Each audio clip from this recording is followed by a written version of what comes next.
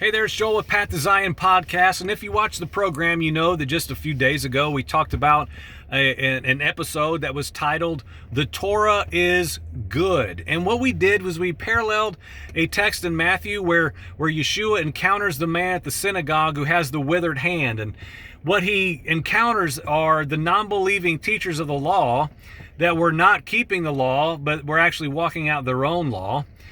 They were trying to corner him, confront him, trap him by saying, "Is it lawful to do that on the Sabbath day?" Yeshua, being a perfect demonstration of his Father's wonderful ways, literally responded back to their question with a question, quoting almost verbatim, but by action, by demonstration, Deuteronomy chapter 22, where it says, paraphrased, "You should not see someone's animal in distress and pretend like you didn't see it and ignore it. You should, even if you see someone's animal who is in distress and that person, the owner of the animal, is your enemy, you should go walk alongside him and help rescue the animal in distress." Overview, summary: when you see something, when you perceive something that is in need of help, that is in need of being freed from a distressful situation, you should not ignore that.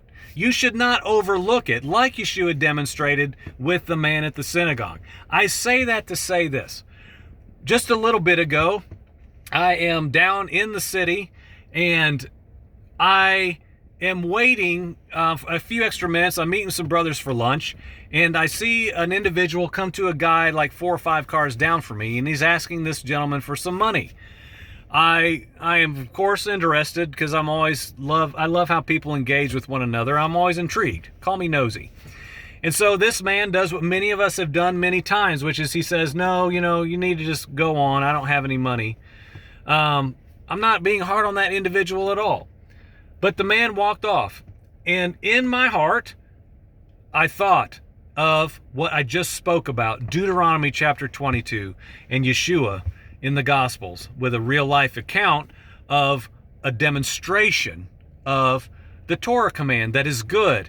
And so here I am, because I've been praying this for the past several days, and it's so awesome that the Father would bring me any kind of an opportunity to act upon it. So I see this individual, he walks off. He's not like downcast and crying and dirty and all this, it's no sob story.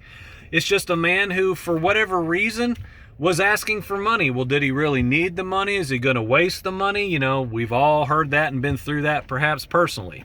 All those things aside, I thought, you know what? I'm going to be a demonstration like my Messiah today.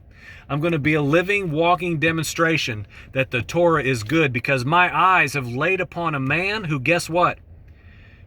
He needed some help. He's in distress, not just about his wallet or how much money he needs or how much he doesn't need. The greater issue is I have become aware of a man in need.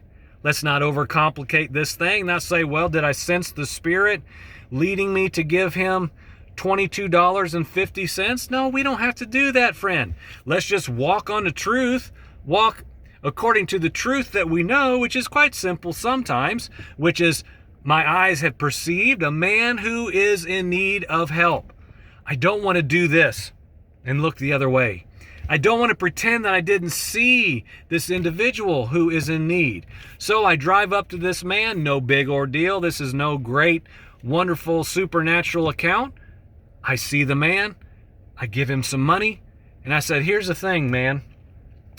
I'm not giving you a prerequisite to receive this money, but there's a creator of all heaven and earth, and friend, he knows you, and he longs for you to walk with him and to learn his ways and to all these things," right? I don't need to go over everything I said.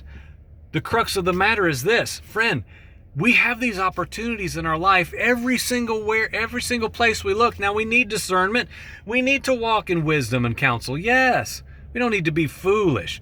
But I think most of us err on the side of we don't quite go the extra mile quite enough. We too many times may overlook what we have seen, what we have been allowed to recognize and perceive. I want to be like my Messiah, and I feel like on a molecular level, I was kind of like him just then. And you know what? As sad as it is, because I feel like I should be way more mature at this stage of my life than I am. But you know what? Praise the Father nonetheless. Praise the Father for movement, for a response to His Word, which is living and active. And praise the Father that even just for a mere moment, maybe I looked a little tiny bit like my wonderful Messiah by demonstrating that the Father's Torah is good, friend. I hope you know that. I hope you're walking in that like I'm trying. So many of us are trying not to try to earn God's favor. Oh, please don't be mad at me.